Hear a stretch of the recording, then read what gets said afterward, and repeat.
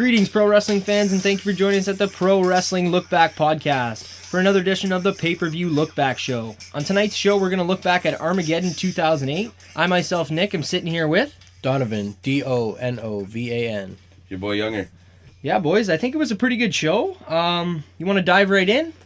Yeah. Any quick points to jump off before I kind of go through the main stats and the attendance of the show? I'd like to say something. I thought the whole theme for Armageddon was cool when they set up the stage or whatever. That was pretty cool. Yeah, I definitely miss the setups. I have it written down right off the bat that the stage was possibly, I know this is a big statement, especially in wrestling, but this might be one of my favorite stages I've ever seen. Really?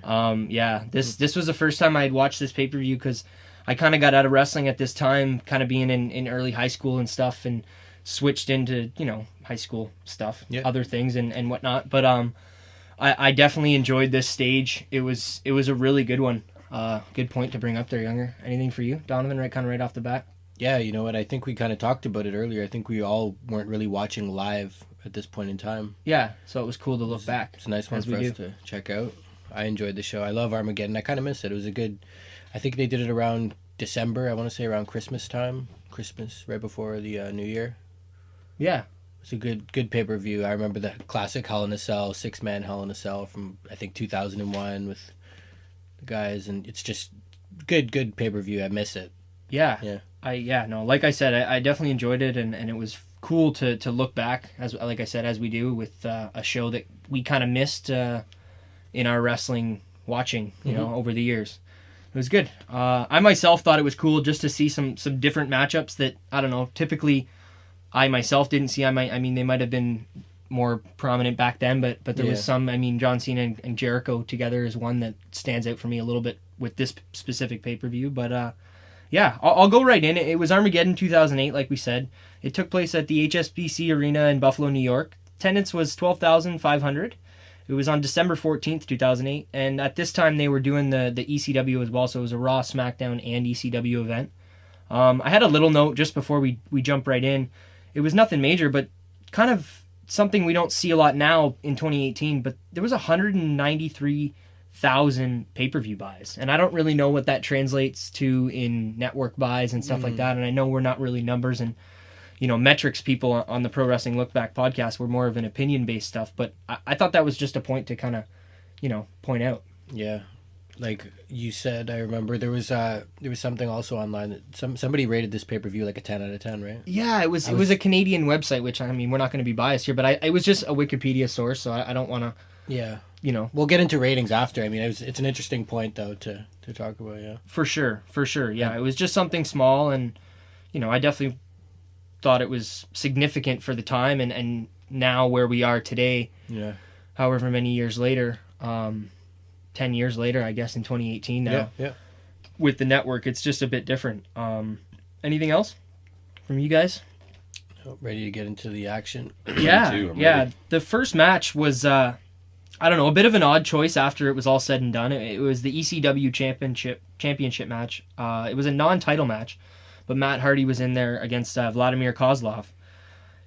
Anything quick before I talk about the cool little documentary that happened to be on right before we watched the pay-per-view?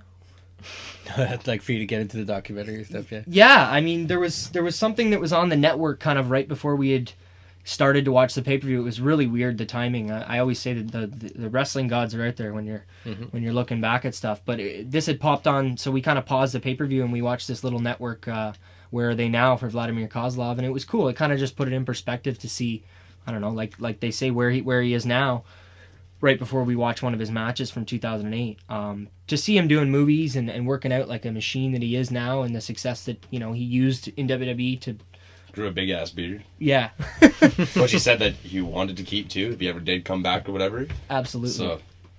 Yeah, the match was alright. It definitely didn't stand out. I know Donovan was a big fan, before we go right into any technical stuff, but Kozlov's music. Oh yeah.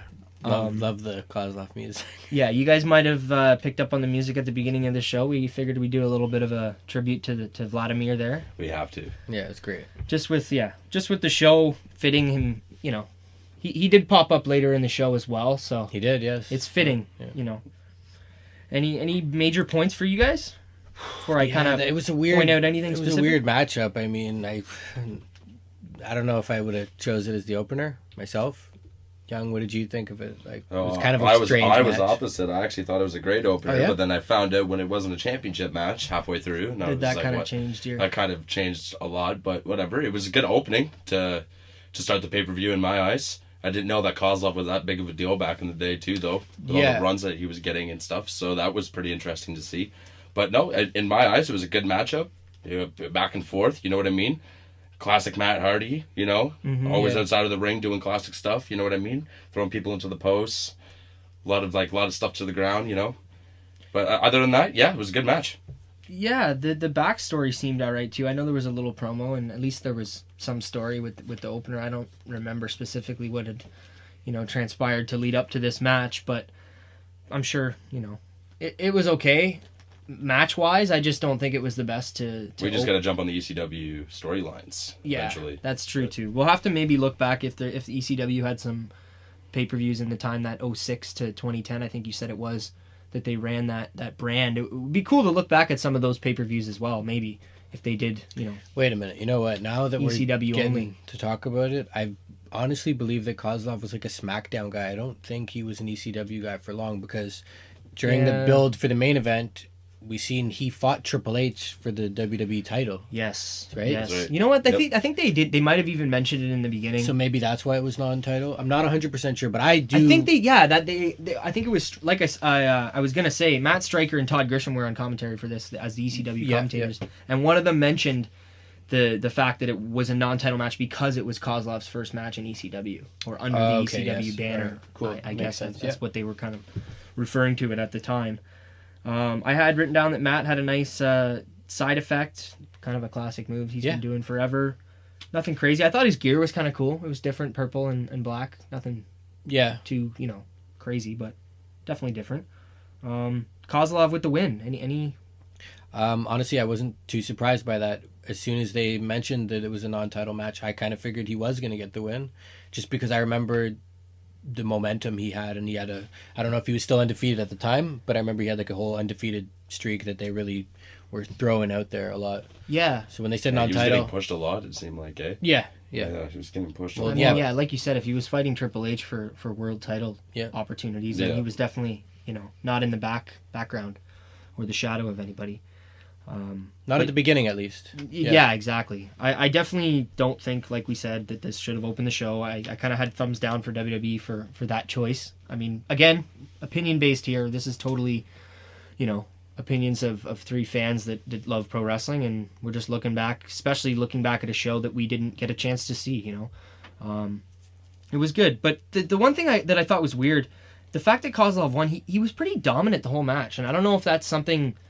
Just me being a looking into it fan, that one guy's dominating, usually the guy who's taking the heat will come back and get the win. But Kozlov dominated almost the whole match and then beat Matt. And I thought that was weird to have your ECW champion. I know that's the third of the big titles at the time, but still, to have your ECW champ go down like that, like you guys said, he was getting pushed, but Kozlov, that is. But just a point. I think we can move on to the next match. It was, pretty much it from there. The next match we have, after that, was Rey Mysterio and CM Punk. But before that, we got a little backstage segment with Edge and Vikki and Chavo. Oh, yes. Kind of talking about... I got something. Oh, my goodness gracious. Yeah, no, it's... Oh, my Feel free. God. Take the floor is yours, guys. This Well, what did you guys think of the acting job here from our three amigos? Not bad, honestly, compared to what... I don't know if it's just me being saturated with Kurt Angle in 2018 and thinking that's the norm, but... It wasn't bad. No offense, Kurt. I love you, but Jesus. He was talking about Matt, and if that, I don't know exactly what they were getting into, but I know they brought up something about Jeff getting attacked.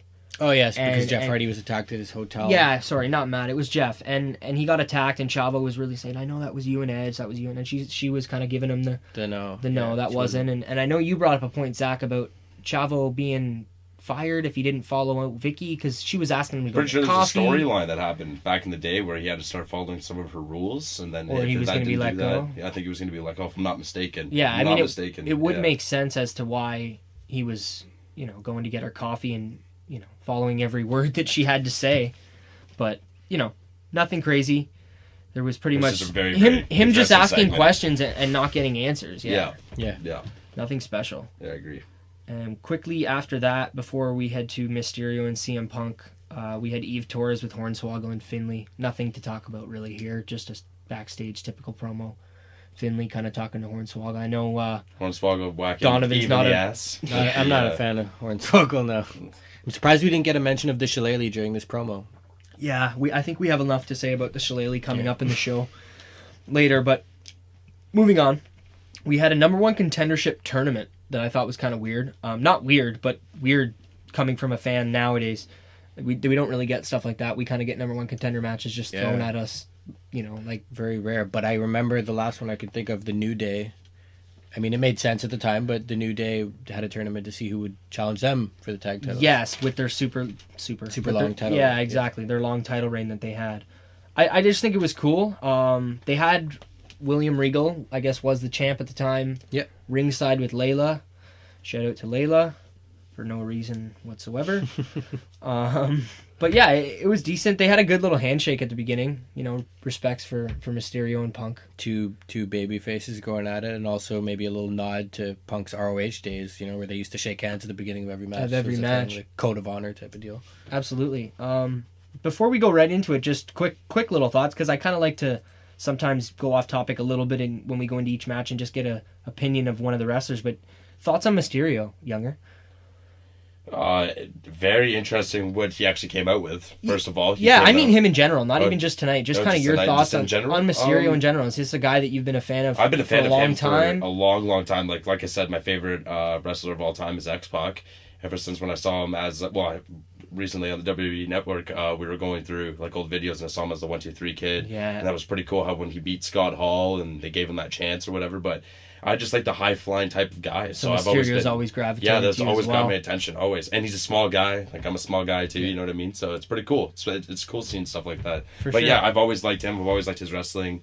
619, you know what I mean? Grew up with that stuff, you know what I mean? So it was awesome. Absolutely, he was kind of huge at the time. Yeah, he was. When we were younger into it as well. Yeah, not like he's not still to this Absolutely, day and age. showing right? up at the Rumble in 2018. That's right. That was crazy. Huge. That was insane. Huge. Yeah. How about you?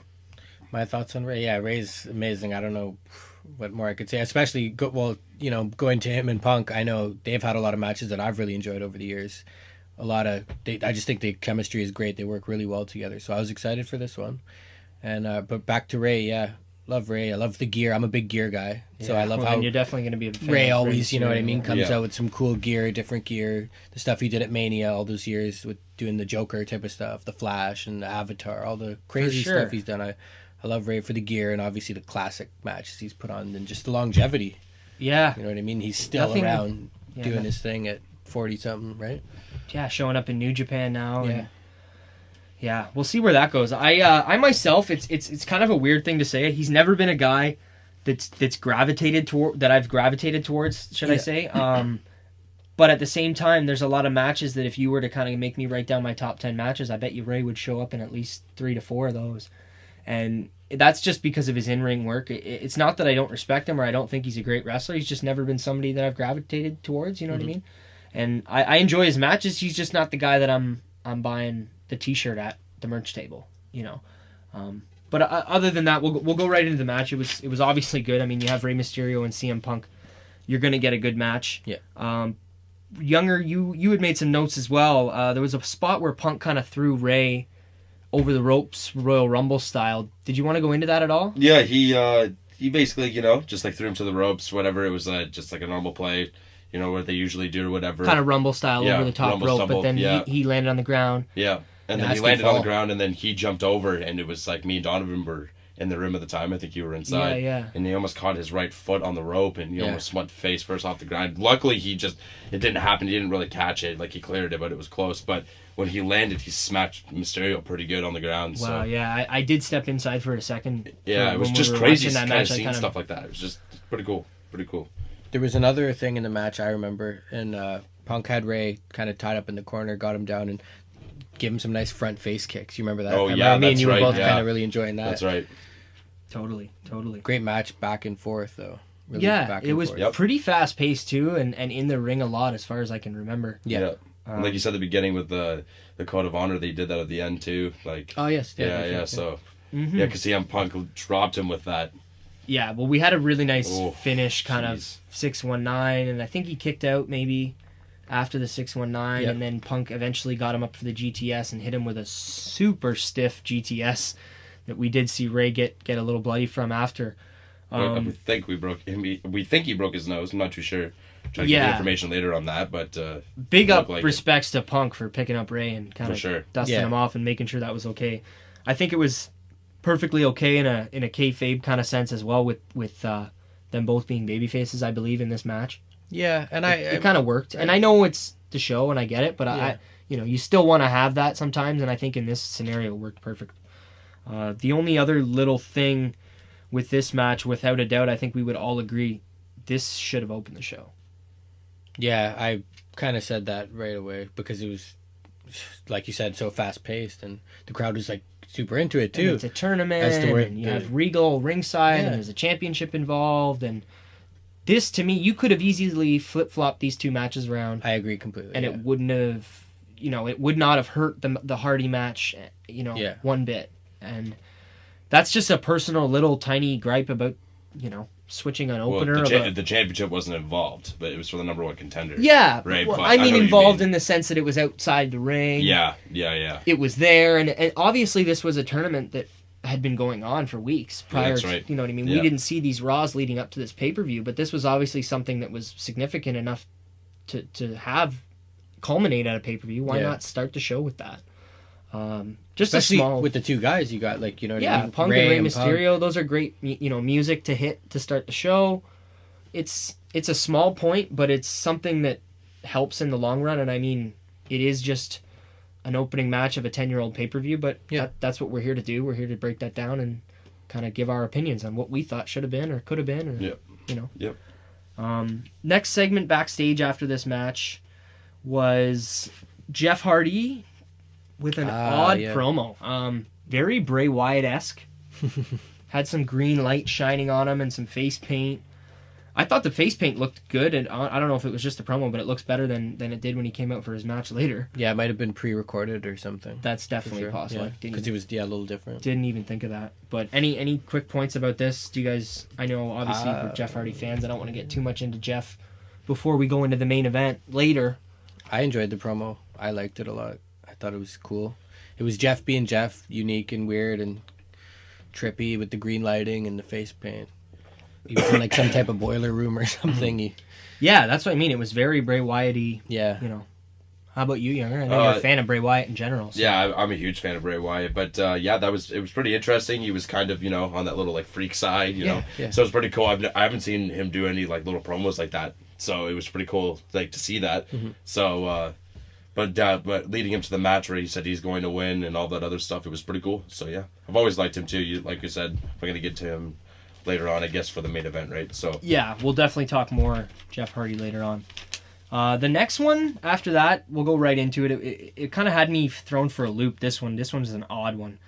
It was JBL and Shawn Michaels, and I thought it was going to be a match, and then it wasn't a match. But yeah, this was a weird storyline, guys. I know it was 2008, and I know the economy was not where it is today, 10 years later. But Shawn Michaels being JBL's servant, it's not that I don't like it. It's just that I think it's weird. Any quick thoughts? It was different, I guess, with the time, with the whole recession thing. I see what they were going for. I thought Shawn Michaels did well though in the promo. He kind of turned me around a little bit. I agree with that. Because at first when it was coming on, I was kind of like, yeah, what is this? He made me believe. He did make me believe as well. But at the same time, like, I didn't want to see this on a pay-per-view like this. Kind of where after it was over, I said to you, I was like, why wasn't this on Raw? Exactly. Yeah, I have it right here. Especially with highlighted.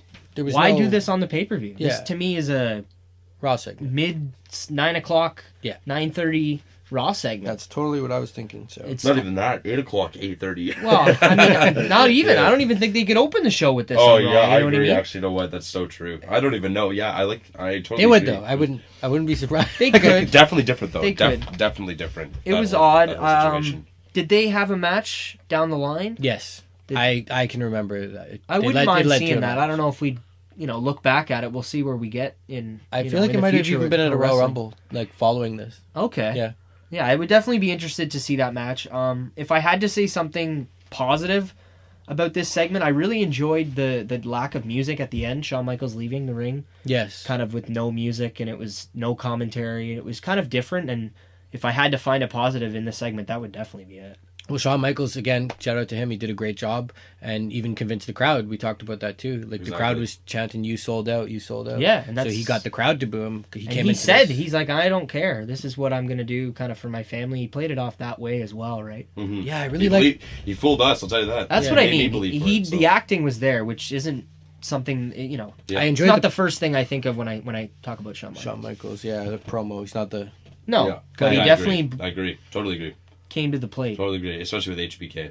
Yeah, especially with him after what he's been through, for sure. There was a couple of lines in that promo where he said, I don't want to be that guy limping into a gym wrestling. He got me with that promo. I was like, okay, nice. One. Reminded me of the movie The Wrestler, to be honest. Yeah, and also, I think, great movie. Around the time as well. So he was kind of maybe touching on that a little bit, channeling his inner Mickey Rourke. That movie did come out around that, too. That's a good point.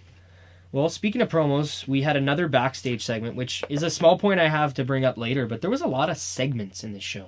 There was a lot of matches, too, but I felt like we had a lot of segments for a pay-per-view show. Yeah. Whether it was backstage or in-ring, like the Shawn Michaels one, but to have two like that with a big gap kind of in between the matches, it was odd. But especially for a 3-brand... yeah, maybe that's why, though. Maybe they had to get their shit in, as they say. Mm-hmm. We had Randy Orton with Eve Torres, Cody Rhodes, and was it Manu? Manu, yes. Manu. Legacy. Yeah, I guess you had said that they were together prior to DiBiase joining. Yeah, this was before Ted. I didn't even know about that. I knew about DiBiase and stuff because I was still, at the time, I don't know if I was, there wasn't Twitter. I don't know if I was checking WWE.com or anything, but I knew about Legacy at the time. Yep. I just didn't know that this character, Manu, was with Rhodes beforehand. Nothing crazy in the segment, just Rhodes kind of giving his spiel on how Randy's going to win. I think it was nothing crazy. Just a generic heel kind of promo. Yeah, Randy Orton didn't even speak at all. Yeah, that's what I was just going to say. And then we had Cody leaving and Eve Torres went back to Randy and we got nothing. Which I kind of liked. Yeah. I enjoyed it for what it was. With the Viper-ness of him, if that's a word, at the time. You know what I mean? I think he was still getting, the music was new and the character that he was developing into the character he's become today was still changing. Yeah, it made a lot of sense. It was short and sweet, as I like to say. Yeah, for sure. Anything else on that from you guys? Not too much. Cody Rhodes or Randy or even Manu? No, not really. No, they looked like they were a pretty cool group coming up. So except, you know what? I'm not going to nitpick too much on it, but hey, man, I guess I can see why Manu, I don't know, he just didn't look like he fit into me with them. He definitely looked different. And I'm not knocking him for, physical appearance or anything, but you look at Randy was looking in a tip-top shape, right? Cody Rhodes was looking, and then you got Manu. He just kind of looked like the odd man out. For sure. As opposed to where you see them with DiBiase, they all work together. I guess Manu is also a third or second generation guy as well. Not to be stereotypical, but I'm surprised they never ended up putting this guy with the Usos. Was he gone before they got around? Yeah, I guess he didn't stick around too long because I don't remember him being around much longer after this. He might have even... I think I remember him in the Royal Rumble right after this, but yeah, he didn't stick around too long. For sure. After that, we had another match. Before I go into it, I just wanted to do again, just because we didn't do it at the top of the show. Check us out on Instagram at PWLookBack, on Twitter at PWLookBack, YouTube Pro Wrestling LookBack, and we're on Spotify now. We're going to be, or not Spotify, sorry, SoundCloud. Yeah. We're going to be getting that done up soon. It's at Pro Wrestling LookBack on there as well. SoundCloud will be coming in the future, just not yet. But yeah, check us out. Next match number 3. Finlay versus Mark Henry with Tony Atlas in a Belfast Brawl. I was waiting all night for this one. Yeah. Before we even go into it, I'm just going to say it now. I actually thought you were joking. I'm totally joking. Oh, he's totally joking. He's totally joking, but...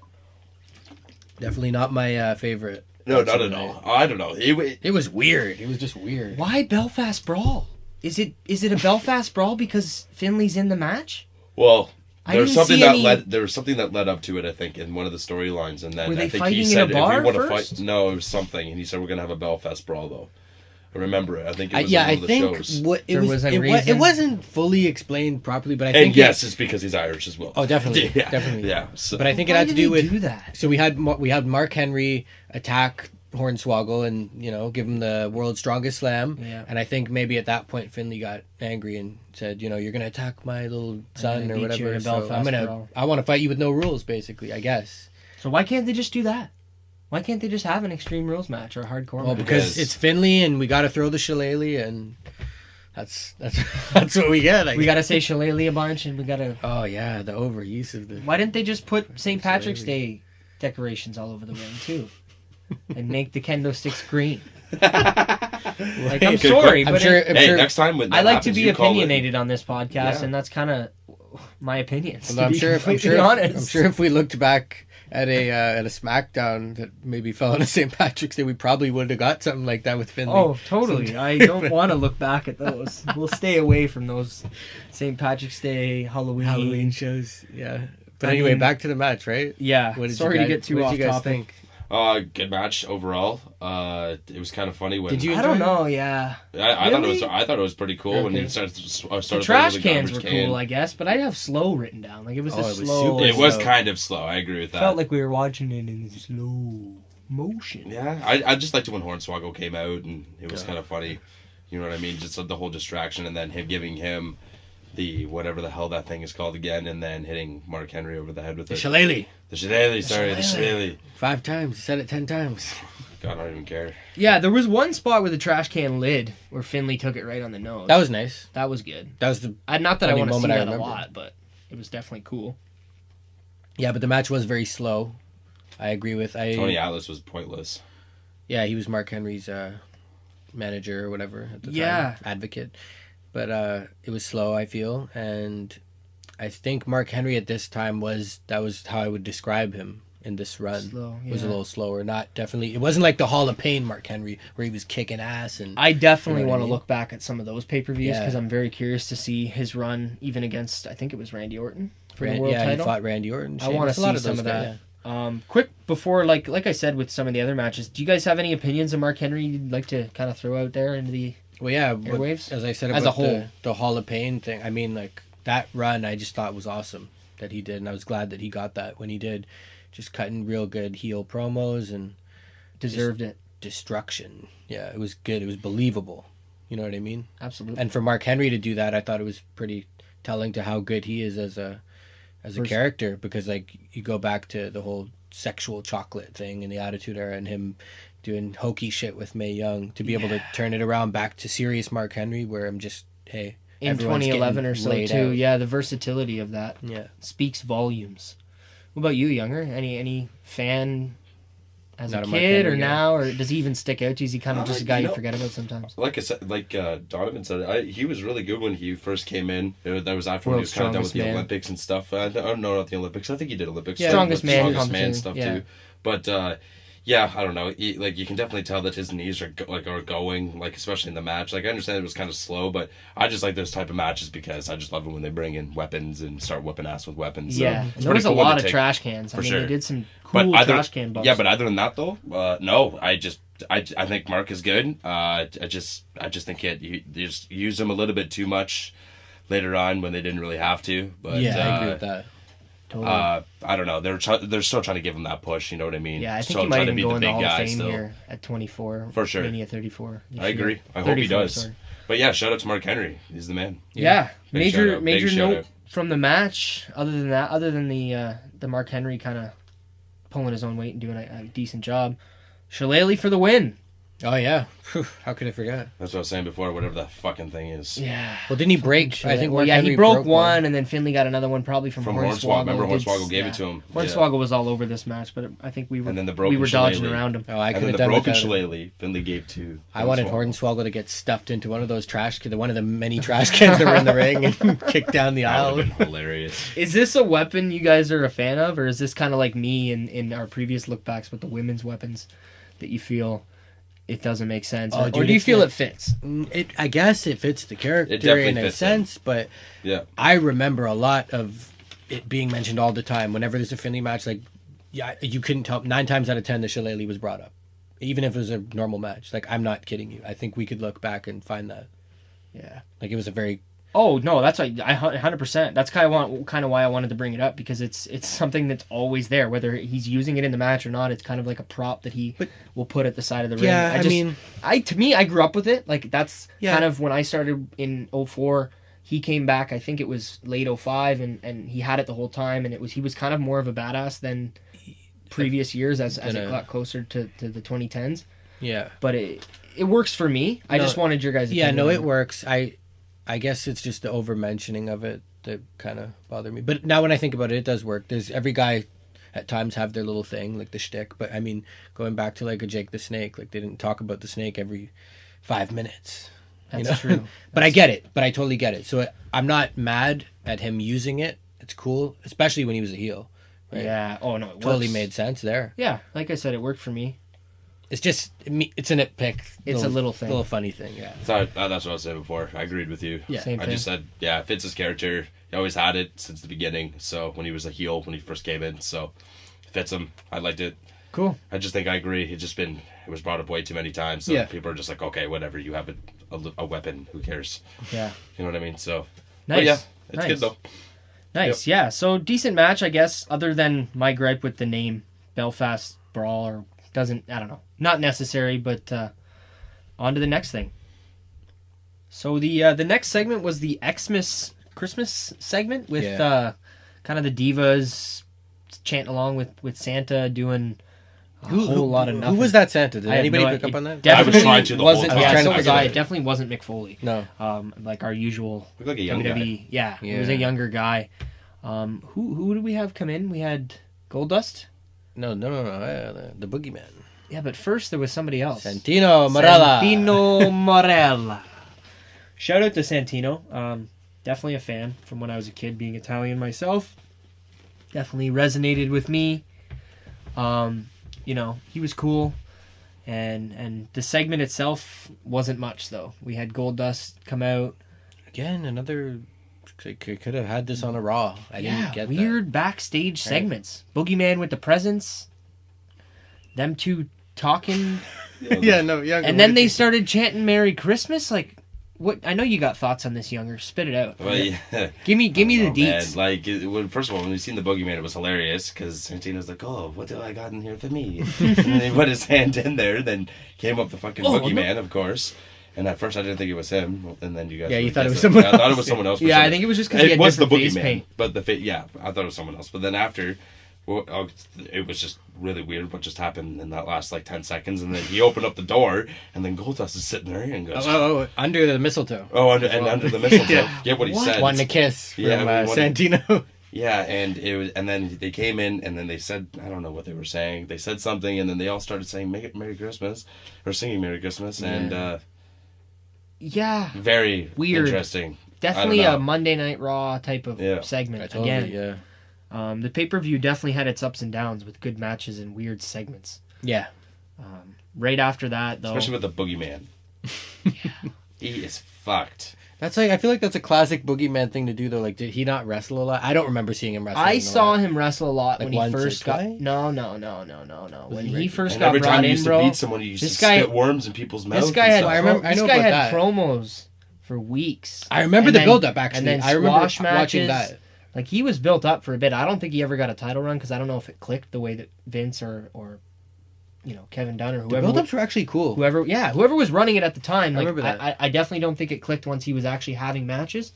I the way understand they that's wanted a character. I understand that. Yeah. But if you're putting For worms sure. in your mouth, that's not a character. You're down for that stuff. You Yeah, need, but you that's need help. taking you need it to go to to therapy. No, you need to go to therapy. What's wrong with your head? No, you but don't he do was- stuff like that. I like his whole shtick. Like, He was cool, right? He was really cool. But He it's scared the fucked up. shit out of me when I was a kid. yeah. I remember that. But yeah, he was really cool. Yeah, he was really cool. But that whole segment, what they did was very, very I just feel like I know him Yeah, more very, from like, backstage. That's what I was going to say. Once they started doing more of that stuff, Yeah. then he just became more of that joke, guy. Hornswoggle, joke. It's just a guy character. backstage. It's like, yeah, we forgot that you're here. You're going to be in this next little thing. Yeah, no offense to Golddust and Santino, but he fell in that category of Golddust and Santino comedy. Yeah. Heath Slater nowadays and Yeah. stuff like that. You know what I mean? But we won't spend too much time on the Boogeyman. Let's wrap that up. We had a quick little promo that none of us even remember what was said, but we had a Ken Kennedy promo. Kennedy. Definitely a guy I liked. I know Donovan wasn't a fan. Oh yeah, I'm not sure Younger's opinions, but I liked him when I was young. I mean, I was 12 or 13 when I seen him for the first time, and I thought his ring announcing and his tattoos and his moves I thought were kind of cool. Looking back, I don't know if I'd feel the same way. It might be a little bit of nostalgia kicking in, but shoot it at me, Donovan. I know you don't have anything much positive I'm just itching to say about. No, it's not that. I'm not a big fan. Like, he never blew me away in the ring, man. It's not that I didn't watch him. Like, I went back. Like, for the stuff that I didn't watch live, I went back and watched. Took a look at. And you didn't like the whole Michael Buffer in the middle of the ring when the microphone came down? And... that part I enjoyed with the mic thing in a video game, and it looked cool on TV, but like him as a wrestler, I wasn't a All fan. I remember is his finisher, to be honest. I can't remember. But do you remember a 5-star Kennedy match? Like, that's what I would like. No. He's not. You know what I mean? He never really blew me away. I agree with like that. And I'm not saying everybody has to everybody be. just remembered at that him. time, I feel like we had a lot less of those 5-star matches. For sure. I mean, like in 2005. Yeah. How many 5-star Finn Balor, AJ Styles Battleground or whatever pay-per-view that was at are we gonna have? Like, there was no. I can't. I don't know if I could. Say not that I'm putting a damper on that time. I just feel like we had a lot of Heidenreich and Snitsky's and but then we still had our Tom Benoits Coles. and Guerreros and Kurt Angles and like there. It was. That's true. It was pretty well balanced, I think. That's true. Yeah, I know you're right. I mean, like, I'm not saying everybody. Not everybody's got to wrestle Shawn like at Mania and Kurt Angle and. No. You're making some good points that I'm kind of forgetting. I But, think I'm thinking more negative, and you're finding the positives. Yeah. There. I don't know. I'm just not a big fan of Kennedy, and I don't remember what he said in this promo. And no, neither do I. All I had enough written down was Kennedy promo. Yeah. Nothing crazy with that. Any thoughts on Kennedy as a whole for you, Younger?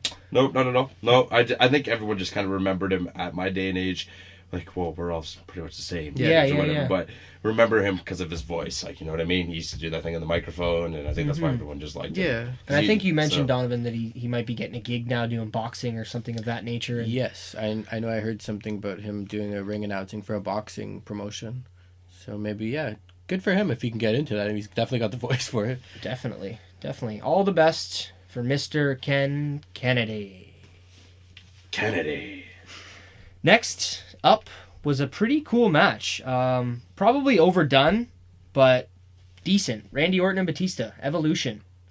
Yes. You know, sick. Kind of a point sick. that I brought up on our first look back. Check it out at YouTube, Pro Wrestling Look Back, Survivor Series 2002, First Elimination Chamber. Definitely check that show out. We brought up a lot on that show about good promo build-up videos. Yes. I think this was a really good one. Stood out more than any of the other ones on the show. Just kind of chronologically going through the characters of Randy first and then Batista and then them together in Evolution and post-Evolution. It was cool to see the change that they had in the process of them going from, being young guys brought up by Triple H and Ric Flair to where they are here and having singles matches, both being former world champs. Yeah, I think an interesting point. I believe this was like the first big singles match they had one-on-one against each other, actually. Okay, so I know at the they've time done it many. was since then, that's what when I said overdone, I definitely meant more to the absolutely more to this day. But I had him note, I think we're all big fans of Batista. I just want to say Batista's sick as fuck. Yeah. He thought for sure he's coming back to Royal Rumble. Yeah, I think this time around, whether it's 2018, 2019, possibly 2020 for I don't know how busy Batista's schedule is, but whenever we get him back now, I'm looking forward to it. I think we're all looking forward to that. I want to bring up something before we get specific into moves. I know, Donovan, you thought just the star power of this match. Yeah, I wanted to speak on that a little bit just because I don't know if it was just me, guys, being like a huge Batista fan, because I love Batista. He's just wicked. Randy Orton's crazy, too. I've always been a Randy fan, but I was really fucking drawn into this match. And for two guys who are not, you know what I mean, the most technically sound in the ring, absolutely, I feel like their star power, really drew me in. I was up on the edge of my seat, kind of glued into this match. Wanting to, I didn't remember the outcome, to tell you the truth. That's so good. Because you had remembered some of these matches, whereas me and Younger were going into this pay-per-view more or less blind. Yeah, and with this one in particular, I did not remember the outcome, and I was really invested, and I think that speaks to, like, honestly, the star power of Randy and Batista. It just felt like a big time match to me, especially to be in the middle of the card too. Yeah, those two have always been big. You know, those ever since the beginning. Like, you just knew right away. I think I just knew, especially with not so much Batista, but Randy Orton. I think. Yeah, he's so smooth in the ring, and I know you mentioned that he might not be the most technically sound guys, and this is a little bit off topic, but I feel like he's almost underrated in his actual in-ring skill. Yeah, sorry, I don't mean... Yeah, and totally. I know what you're getting at with, because you think Randy Orton, Batista, you're not going to see Chris Jericho, Chris Benoit. Exactly. Like, it's not that type of match, but Randy Orton is so smooth in the ring. He doesn't fuck up much, honestly. Like, most of his shit is pretty good. He doesn't have a lot of mistakes, and when he does, it's, you have to rewind it to catch it kind of thing. Batista's great too. I just mean, I think what Younger brings up is more the natural talent that Orton has, and like you said, he was kind of a guy that I'm sure not only you but a lot of people saw early on and said, this guy's going to be talented, this guy's going to go places. I definitely did too. Yeah, one of those guys, I got into wrestling 2004. One of the youngest champions ever. That's what I was. The first pay-per-view I watched with buddies. Well, second pay-per-view I watched with buddies was SummerSlam 2004 when he won the world title. So I gravitated a lot to him as a young adolescent kid getting into wrestling. So he's always going to have a place for me. I wanted to just quickly get into that whole star power thing. Go back to try and get it out as what I was thinking there, but it just felt like a big deal. I don't know. I was really invested into this match. It was one of my favorite matches. Big part of it was the promo, man. I really think this video that they put together, and no discredit to the videos they have now, but they just feel like they put a little more effort into them then, into the actual story building of the promo rather than the graphics in the promo. It was good, and that definitely, like you said, it contributes to the importance and the star power of the match. It felt like I was watching two. Well, it was two main eventers though, and I was just right. Yeah, this could have almost closed the show being a non-titled, based on a feud alone. I know what you mean. As opposed to, and I'm not knocking the other matches or the other guys of the night, but I don't know, when you look with that Matt Hardy and Kozlov match, for example, it's not because of them that I wasn't invested, but these guys, it just felt like I'm watching two guys going at it for a world title type of deal. For sure. The reason why I'm watching this pay-per-view right now type of thing. Yeah. It's like I'm watching it for this match. You know what I mean? If you were at the time watching it, you probably would have been hyped or jacked or whatever word, hype word you want to use. Yeah. This would have been one of the matches you were looking forward to the most going into this pay-per-view. Yeah, definitely. And I think it definitely lived up to that. There was a lot of kind of back and forth stuff as per usual with these big star matches, but I like that. I'm an old school test of strength kind of lock-up guy myself, so the start of the match was really good to see them kind of back off into the ropes, lock-ups here and there. There was one really nice spot that I want to bring up because I know Donovan was a fan. The Rick Rude-ish style neckbreaker. Yeah. I know, as we said, Randy Orton, smooth. If I had to pick one word, smooth. Well, yeah, and credit to Batista, too, for the way he fucking sold that thing. Yeah, that's right, yeah. And he continued to sell it throughout the match, which I loved. Yeah. Which he doesn't get a lot of credit for his selling ability. Yeah, and I know I've heard him say it. Neck and he had surgery at the time. Yeah, and for sure. Yeah, so you did sell pretty good. No, I agree with that. Yeah, and it's almost underrated. I don't want to have that be a major topic on our show about talking about underrated stuff, but I know I've heard Batista say it on shows and interviews he's done that he feels like his selling is almost one of his best parts of his act, and being such a big guy, that's not typically what you see or think of when you talk about a guy like that. But he definitely had selling ability. I want to, unless you guys have any other quick points before we finish into the match, I wanted to bring up Batista, and I know we're going more in depth in this show here, but I just wanted to get some of maybe one Batista match to you guys that, other than this one, it could be prior to this match, after, now, any match, just a match. Give me a Batista match. I got two. I can give you one for me. I got a few, actually. I'm a huge Batista fan. I know you, and we'll go more into it later, but just give me something maybe for the listeners if they're, I don't know, if they're even newer fans than me and Younger are, just something to go back and watch from Batista. Okay, well, after Batista won the world title at WrestleMania, what pay-per-view followed that, him and Triple H had a Hell in the Cell match, where Triple H got his rematch clause for the belt. Love that match. Perfect. I that's a good one. I almost feel like I should have went first because I think if I had to pick one, I would say the WrestleMania 21 match. Oh, nice. Right before that. It was special to me being the first Mania. But it was a bloodbath. It was a main event. It felt big. I mean, we did get a lot of outside the ring stuff with Triple H, but that's kind of a given. We know we're going to get that in the Triple H match. I slip in a jab, but it's also the truth. Like that, you go back and watch that match, and there's a lot of shit that takes place outside of the ring. You know the steel steps are involved somehow. They're finding a way. He's just that damn good, man. He's just that damn good.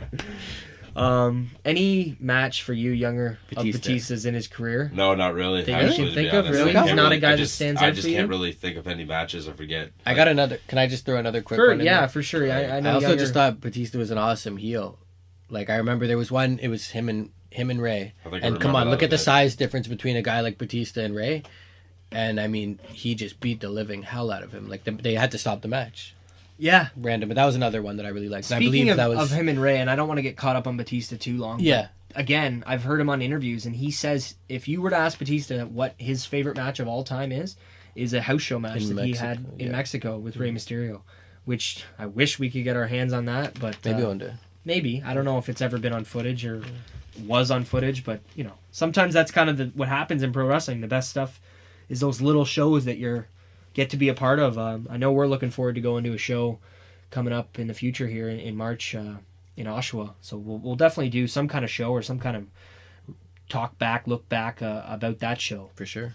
But more into the finish of this match. It was back and forth. There was some good reversals in the corner. I know Randy Orton went for a nice move that kind of led to the finish of the match in the corner. I don't know if it was him kind of getting the 10 punches or not, but it basically Batista flipped him up onto his shoulders and got him into a Batista bomb. I think it was more of an electric chair spin. I could be wrong. But it was a cool way to end. I mean, it kind of came out of nowhere. Yeah, and back to the selling, man. When Randy took that Batista bomb, I noticed the way he was lying there. He sold that fucking amazingly, too. Yeah. A note that I had here about the match, I kind of should have brought it up more towards the beginning of the talking about this match, but I'm surprised I've never heard of this match. Like, I'm surprised this match has never been brought up on shows, because I listen to a lot of shows of wrestling and pro wrestling stuff similar to our show, and this is not a match, even on commentary on Raw with Batista, Randy Orton. I've never heard them refer to Armageddon, 2008 as being kind of the first match with them or a big one, because I definitely think I know I use that word a lot, but this match is significant. Like, it stood out, and I'm gonna remember it now going forward after watching this. For sure, after watching, for sure, because I was still trying to get familiar with it. But going back to that though, with the whole Batista match thing, I think it's when he did win the title. I think is my favorite. Like, I didn't Same really with me know at 21. Yeah, like I didn't really remember him as much, but I remember that match. Kind of a turning point for him that really shot him. That's right. Yeah, I remember when he was coming up with Evolution and stuff. Yeah, and he did the thumbs down to Triple H prior to that. In his matches, even when he was starting with Evolution, when he was facing one-on-one guys, he was killing people. Oh, yeah. Like, it was he was ridiculous. pushed big at that time, an intercontinental title area with Edge so, and stuff. That's right. Yeah. Yeah. But sorry, I just wanted to add that. No, for sure. I'm happy you had one to give, even though it was the same as mine. I know. I good just matches. Don't really think of too many. I don't mean it in I don't a want bad to just sense. keep your copy your idea, but dude, it's a good match, and you can't. A good match is a good match. If you like it, you like it. Mm-hmm. But definitely this one worth watching. Any pro wrestling fans that are, of these eras or prior or now, go back, watch this match. It's a good one. So it was good. Yeah. Not much to say about it other than that. Before we get into the next thing, which I don't know, it was fun to watch. I don't know how much fun it'll be to talk about. But we had a promo video for Y2J and Cena that was kind of built up to the point where I thought this match was going to be next. So did I. I had written down, like, getting ready to prep for this match, and then it was kind of just a promo video. But again, great promo videos. Yes. A theme with WWE that's been lost since, I don't know when it changed, but they used to do better promo videos, and this one was good. I just wanted to bring that up before we go into the next match that was Santa's Little Helper match. Kind of I don't know if that's a play on Simpsons or what, but all the girls looked fantastic. Yeah. Totally. The girls were looking great. We had Maria, Kelly, Mickie James, and Michelle McCool kind of as the baby faces, squaring up against Maurice, Natalia, Jillian, and Victoria. Were playing the heels here, kind of in the green Santa's little outfits that were great. Yep. Fantastic. I'd feel bad if I didn't bring it up, but Jesus Christ, the women have come a long way in 10 years, eh? Yeah. Oh, yes. For this to be the only women's match on the show, like I said, I enjoyed it. It was cool, and yeah, and it fits for the time, but this is so out of anything we would get now in 2018. It's insane. Totally, and it's a random little side note, but I remember, I think, going back to that little segment with Santino and them, and Beth Phoenix was with Santino. She was the women's champion at the time, so we didn't get a women's title match, or there was not even a feud probably going on, because I remember sometimes... Yeah, like, what was the significance of the title at that point? She probably was just holding it for a little while. I remember and that. doing little cuts with Santino. Yeah. Little cuts and promos. But I know what you're saying. Like, there wasn't... like, this day and age, we have, like, main events now, like, crazy with Alexa Bliss now and everyone else, right? But either than that, I think it's just... I don't know. Obviously, back in the day, a lot of people like these type of matches, right? Because they're not wearing anything at all. You know what I mean?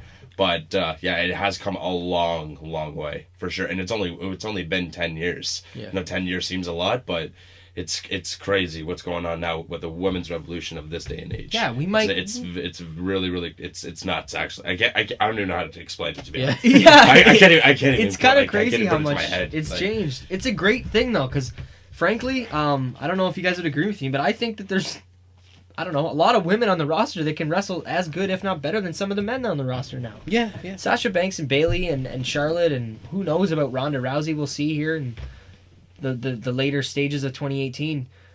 We'll see what can happen. These women can go now. They've come a long way, but these women back then also set the stage for what's we have here, and these matches are always fun. I guess they're fun to have on a pay-per-view. I just think, what's wrong with us also having a Beth Phoenix good match? You know what I mean? Why can't we have both sometimes? That's kind of the way I feel with these. Other than that, there's not much to say. Another one little quick thing is like another match. Yeah, it was fun to watch, but we've seen this on Monday Night Raw.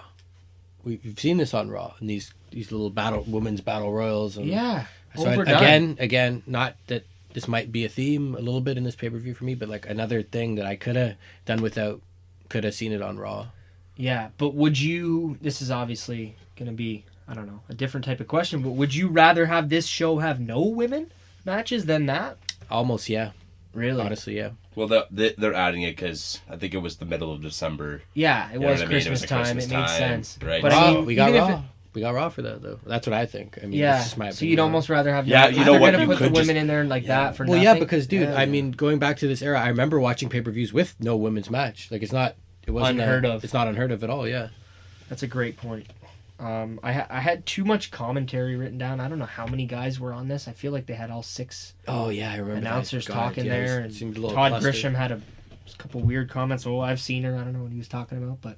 Oh, and yeah, a lot of jabs at the King. I remember them saying, hey, the King is going to go on the website later and check out all the... Yeah, Matt Stryker pushing the photos, saying check them out later on the website. It was weird. Different time. Spot of the match, if I can say that in an 8-women's match, definitely had to be Michelle McCool kind of coming out of nowhere. I know we thought it was Ashley Massaro until, at the beginning, until she took her hat off. But she comes in with the Styles Clash. Yeah. Pretty cool. Gotta like it.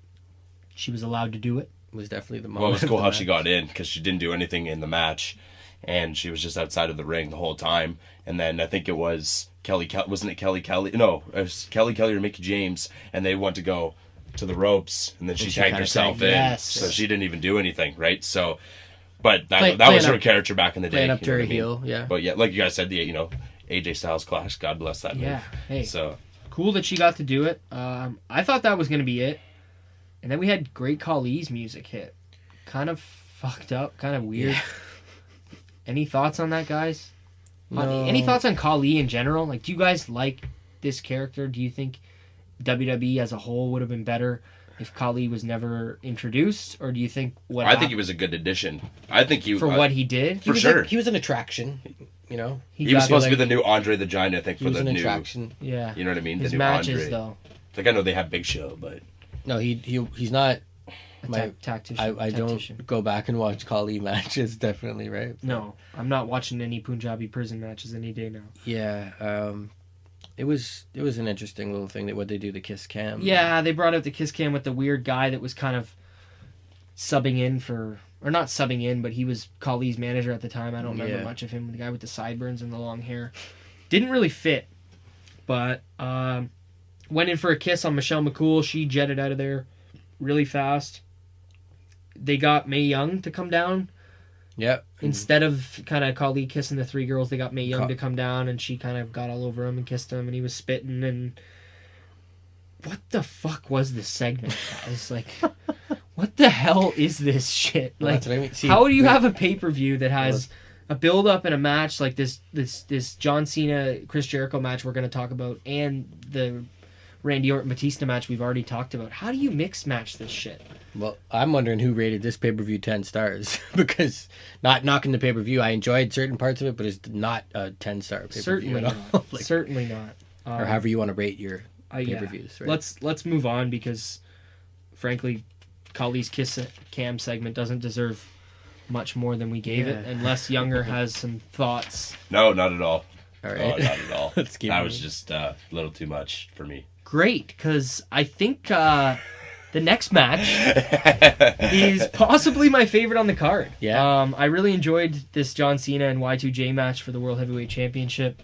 The build-up was great. The promo at the beginning, I don't want to get into it, but it was good. It was just like anything else kind of we've had on this show. Good promos. I want to have a point that I keep bringing up anytime I watch a John Cena holding the World Heavyweight Championship. To me, this is weird. I kind of got out of wrestling before he ever had that belt. To me, him holding that belt, it's not that I don't think he deserves it or I don't think he's worthy. That has nothing to do with it. This is more of an aesthetic look to the character John Cena holding that particular belt. It doesn't work for me. Your guys' thoughts? Yeah, I've always thought it looked a little odd. We're used to the spinner belt, and even when Cena early on won the U.S. title, changed it. But I mean, even going now to like a little more modern, did you think it was weird when he like held the current version of the U.S. title? Not really. It kind of looks fitting still, but I know what you mean. To me, aesthetically fit better. Than this. I don't know what it was, man. And like I said, it has nothing to do with a respect or him earning it thing. It's just a weird belt. I picture other people wearing some belts just don't look good on guys, and this one to me didn't look good on John Cena. So I wasn't a fan of the look of it, but like I think it's cool that he won it. Like looking back now at the record book, saying that John Cena held the same title that Ric Flair held. That's right. That's cool. That's a good. Because he always had the spinner. That was always his thing under his belt. And I never knew back in the day too, because I think I remember that. I was getting the picture if he was ever going to win that championship, because he's always had that spinner. They made it for him. Everybody loved him at the time. You know what I mean? So you I guess you saw more of it too. For me, it was just strange. Well, it was strange. Obviously, that I think it's strange. The look. That's what I mean. Just trust me. I think it does look really, really weird. But it was nice for him to win it. because like I don't think he ever won it before or whatever. I'm pretty sure, if I'm not mistaken. Yeah, I don't think he's only won it like twice or something. Yeah, he's had a couple of runs. Yeah, so the official, that's the World Heavyweight Championship. Yes, if you don't want to combine, but yes, yeah, sure, whatever. Or people want to get technical. Yeah, other than the Cena and the World Heavyweight Championship belt, I had noted that Cena didn't quite have the heat, as they say, that he has nowadays. Yeah, I know. It was different. He was kind of getting cheered big time, which is, I mean, it's not that Cena didn't get cheered. It's just he's certainly not getting Cena sucks chance or anything of that nature. There was a few, probably it sounded like some older guys in the crowd probably trying to get a Cena sucks. I heard it a little bit, but yeah, there, yeah, you'll always get that with every guy, I think. But no, definitely not noticeable as to when he first hits. There was a few boos. There was a few. Yeah, but nothing major when he came out. I think that was the beginning.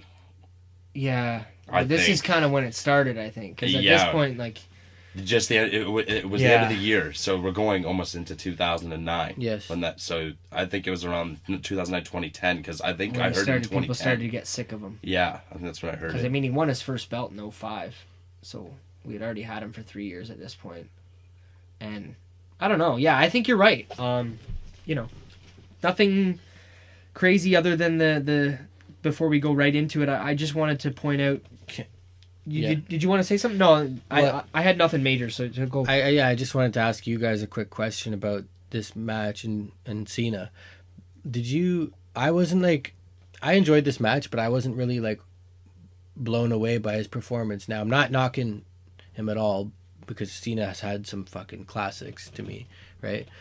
But what did you think of his performance overall, like compared to Cena of, I don't even want to say today, but as to some of his other, like, is this a top John Cena match performance? I think this match was really good. I don't know if it was because I had never seen it or if I didn't watch this era as much as now and prior to Cena. Yeah. Like, this was, I think, kind of before Cena was getting the go-away stuff, as we mentioned.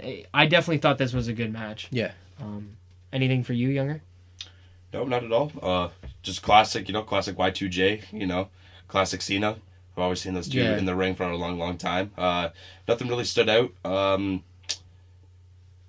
Yeah. I'm trying to think, but no, for sure. It was a good match. I was into it. One thing I can say I did really enjoy was like the finish. For sure. And we'll get into it. I had a little note. The finish was sick, actually. Yes, it was. Not stupid, but good. Lilian Garcia around at this time, what an announcer. Like, we had another guy watching the pay-per-view who's not with the Pro Wrestling LookBack kind of hear her voice, and he's like, what a classic voice. And iconic, I think he said. Yeah. An iconic, but yeah. And he's right. And coming from a fan, or not a fan, I should say, more of a non-wrestling observer, it was cool to see because he's right. She does have an iconic voice. She was around for a long time, and, just give Lilian her respects because when she's not around anymore, you notice it. The people we have now are good. JoJo's great, and Mike Rome, and the other guys we have. I don't know if it's Mike Rome. I think he does NXT, but you know what I mean. They're, just wanted to give some respect to Lilian Garcia. Yeah, totally. The back to the match. The crowd was on fire for this. They were definitely into this match. Yeah, they were definitely into this one. Yeah. There was a spot on the stairs there. What did you think about that one, Younger? Like when they jumped off the stairs. Jericho Bulldog Cena onto the stairs. Well, they missed the top stair. I don't know if you've seen that. They missed the top stair. They hit the second part of the stair, and it looked like his head bounced right off of it. They sold it really, really good, though. Yeah, because it looked like... I don't know if he did or not, but it did seem like he did hit his head, but... That was pretty interesting. That was cool. That was cool by Jericho. And pay-per-views are cool like that because you see a lot more pay-per-views that you won't see normally on television and stuff. They get more away stuff with a like lot that more. On pay-per-views. You know what I mean? Yeah, exactly. So, but yeah, that was cool. That was really, really cool. Totally. That was definitely a good little spot. I agree. I was going to bring it up. For sure. Any other points on that specifically? No, I just really loved that spot. I thought it was awesome. I don't think I've seen Jericho do the Bulldog outside the ring. Outside. No. I mean, it's a known Jericho move, definitely a note right? maker, yeah. It's a known Jericho move, and to see him do it to the outside and the way Cena took it was... Especially at the time, I don't think anybody would have expected to. Yeah, it was wicked. Cool. Yeah, wicked. You know what I mean? So no, we weren't expecting it? No. You know what I mean? Like, different. That was cool. Yeah, like you said, not something that I've seen Jericho pull off, since, or maybe he has. I'm sure, I haven't seen. Jericho's got a lot of work, but one thing that was cool, I know me and Younger jumped at it right away, was the them calling the FU. The FU. Oh, yeah. Not the AA. Yeah. I don't know. They got away with a lot of stuff, though. Yeah. You know what I mean? Well, once they switched to PG, I don't know if that was the time they switched. I just didn't get away with it. Sorry. Yeah. Realize that they were still saying it in 2008. That's right. Any thoughts, kind of just on the switch now? To me personally, like, it is what it is. It doesn't bother me that it's switched. Yeah. Yeah. No. I don't know. I think it's because I grew up with the FU that I. No, so did I.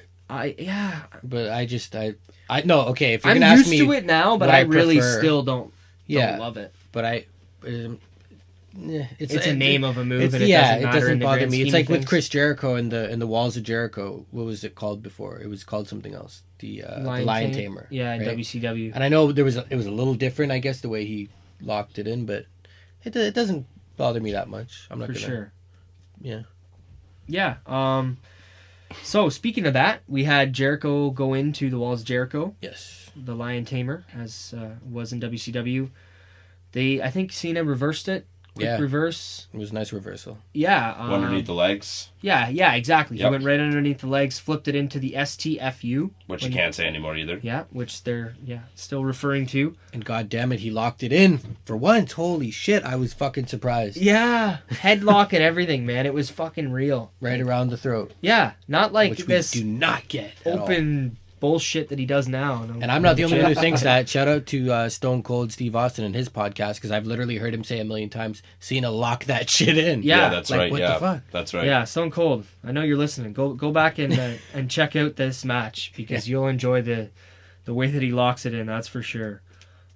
Yeah, I'm sending that one to Austin for sure. Big shout out, buddy. Big shout out. Yeah. So Cena wins, retains the title. Like I said, this was a good one for me. This is your match. Kind of a as a whole, between the promo, the match itself, the spots, the finish, Cena's moves being called right, him locking it in. Just as a whole, if I had to watch one match, I think this was mine. We'll go more into the later matches in a moment, but I know Younger. Big fan of the Buffalo Bills. Shout out Buffalo Bills. Yeah. Bills Mafia, baby, all day. How did you feel about our boy John Cena celebrating with the 2008 Buffalo Bills down there at ringside? Okay, well, first of all, shout out to the Bills, but not a big shout out to the 2008 Buffalo Bills. No, not at all. Actually, it's been a rough 17 years. I'm just glad we made playoffs this season. Big shout out to that again. But yeah, that was pretty cool. Yeah, you knew that they were there. You acknowledged them and stuff. So yeah, that's Cena. You know, that's right. I was just gonna say, you know what I mean? That's a good point, man. Yeah. Because that's good, great, good. Yeah. By the way, once again, shout out to Bills Mafia all day. Yeah, Buffalo, baby, all day. But that was the only championship they may have seen that year, right? That Cena World Heavyweight title. Donovan with the jab, ladies and gentlemen. Yeah, you guys go fuck yourself. Exactly. I'm not a football guy. No, I'm done now. That's cool. Shout out to the Bills. No. Shout out. They are the closest NFL team to us here in Toronto. Yeah. Bills, baby. So shout out. But next we got a little Rumble promo after the match. Nothing major, just kind of hyping up the 2009 Royal Rumble. Maybe we'll look back at that one day. I thought that was something maybe bring up to you guys on here. I don't even remember who wins that one, but possibly a potential pro wrestling look back. Yeah, I think we should. I just want to bring up something quick, random little side note. I don't know if you're going to get into. What about the whole polls? Yeah, that was literally right here next. I'll let you get into that. It was more you guys, because I didn't really get it. They did a poll, kind of polling the fans, going back to the conversation with Chavo and Vikki about Jeff Hardy being attacked in his hotel room. Yes. They were asking us, is it Edge? Is it Triple H? Triple H? Kozlov? Vladimir Kozlov, and then they had a mystery other. They kind of were showing this all night. I even brought it up to you guys. Is this worth bringing up on our show? But I definitely thought it was, and as did you guys, as why we're talking about it now. But the fans going with Edge, thinking that Edge was the one. I don't remember this storyline. Yeah, well, I think everyone knew.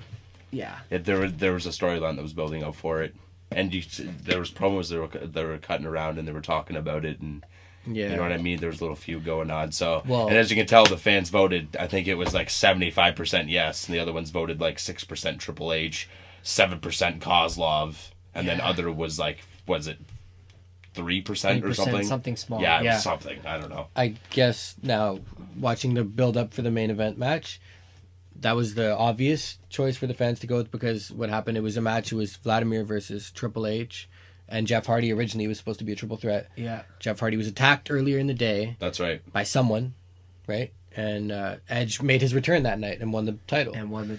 But does anybody want to know what it... Yeah, tell me. Like, no. Spoiler alert, just for anyone who's listening here, because I'm 90% sure that person who actually ended up attacking Jeff was Matt Hardy. Really? Yes, because this is leading into, I believe, WrestleMania 25. Am I correct? I think you are right. And I believe that Matt Hardy and Jeff is one of the early matches on the card. I remember, because this era, I remember the Jeff Hardy title run. Yeah. Being a Jeff Hardy fan. Yeah. I believe at that Royal Rumble, Matt Hardy might screw him over. Shortly after, I believe we find out, it comes out that wasn't Edge. That's actually. Cool. It was Matt Hardy. I would have liked to kind of see that in real time. That's interesting. Maybe I'll have I to don't go remember back a little bit on the network and maybe we're watch. We're going to have to take a look at that, actually. Mm-hmm. Yeah. That's cool. No, good point to bring up. Yeah. Thanks for bringing that up. That's awesome, actually. But the poll itself, I've never been a massive fan of polls. Yeah. I don't know if we'll ever look back at Taboo Tuesday or Cyber Sunday or any of those pay-per-views. Yeah, the first one was... Yeah, definitely the first one, especially because I did watch that one in real time, and I know we haven't done a show yet that I watched in real time. But, yeah, I've never been a huge fan of the polling stuff with picking stipulations, but it was cool. It's different, and I, like I've said before on other podcasts, I kind of like different in wrestling, and it's always good. Any quick notes on anything so far before we jump right into the main event of the evening, guys? Nope. No, not at all. I'm ready to start talking about this match, though. Yeah. Yeah. Let's go right into it. This was the last match number 7, WWE Championship match, triple threat with Edge, Triple H, and Jeff Hardy. I'll let one of you guys just go right off the bat before I even bring up any points, and then I'll dive in after you guys mention anything. I know you probably have a lot to say about this match in particular. Watching the beginning of it with the promos, I wasn't really too familiar with it back in the day, but that I guess Jeff had this big push, which I didn't even know about at all whatsoever. Yeah. So that was pretty cool to see. The build-up for the match was really, really cool. I liked how they all did it and stuff. Like I said, I love the stage and stuff, and like everyone's entrance coming out was cool. Once again, Pyro always makes it, so that was amazing. So it was cool. It was quite cool to see all that, but that's all I really have to say. It's kind of until we get into the match, but that's for sure. It's kind of crazy. I know I say it a lot, but it's kind of crazy how much the Pyro sticks out just because we don't get it now. It just makes sense. Anytime we see it, it's just like, wow, this helps. But anything for you, Donovan, before I kind of ask you guys some questions about the match or tell you my stuff that I pointed out? Yeah, no, I'm ready for questions. I enjoyed it. Obviously, I could say. I don't know if it was my favorite match of the night, but I liked it for what it was. I thought it was a good triple threat in a world where we don't always get a good triple threat match, you know? Yeah, and with the finish, I think to close the match, to close the pay-per-view out with, we will go into the finish. I think it was a good choice. Yeah, like I said, though, I'm not a huge fan of triple threat matches, but this one, I thought it was good. I liked this one because they were all working. There wasn't no sitting around. Like, there's a lot of chaos. One gets their ass whooped sitting on the side for a bit for 10 minutes. And like, these two are working in the ring. All three were going at it, and it was beautiful. They did balance a lot of their in-ring and outside of the ring stuff. Yeah, and I know I always gripe on Triple H. They did a good job in this match. They did. Yeah, they did. Of keeping the balance, especially with 3 guys. Yeah. Balancing the in-ring and the outside the ring work. Yeah, I thought it was like neat. It was triple threat, a little chaos, anything goes, weapons, chairs, whatever. Cool. Yeah. Quick point. I know I like to bring it up on the Pro Wrestling Lookback, just because we're all kind of into music here too. Jeff Hardy's music here, I thought this was a bit trippy. I'd never heard it before. I'm typically used to the Hardy Boys music, and then I think that's what he had in the beginning of his singles run before he got a title push. Yeah. How long did he have this? Were you a fan? And Younger, do you even remember this? I do remember it actually a little bit. It only lasted for a couple of years because eventually he left. I'm pretty sure. He was released. So, he was released. But I remember the song. It just took me a second to get into it, to actually know what it was. And then Donovan knew right away. He was like, I know what this is. And I'm like, okay, hold on. And then I'm like, oh, never mind. Yes, I do. Now I do. But it was only for a couple of years. And then he left. And then I guess he got a new gig for a little bit. I don't think he used that same music. I think he used something different before the whole Broken of Matt Hardy and him started early in was it 2015? Right, I remember listening to it. Yeah, it was a good gig. Cool. Good music. And you, Don? Yeah, I like the music. Same deal. I thought it was really good. It might sound like weird to say, but I thought it was a good babyface music. Just like that's right. Yeah, I liked it. I should have said babyface too, because it definitely is. I thought it really it was very like Jeff Hardy to me. Oh, for sure. Style, right? It fit his style. And, I thought it was good.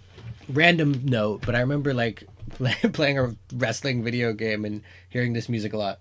Playing as in the background and stuff too, character. like on the the soundtrack for the game. Yeah, so that's always a way that you can be familiarized with music. Yeah, and like Younger said too, like during this time, kind of this was Jeff Hardy's first big taste, into the main event.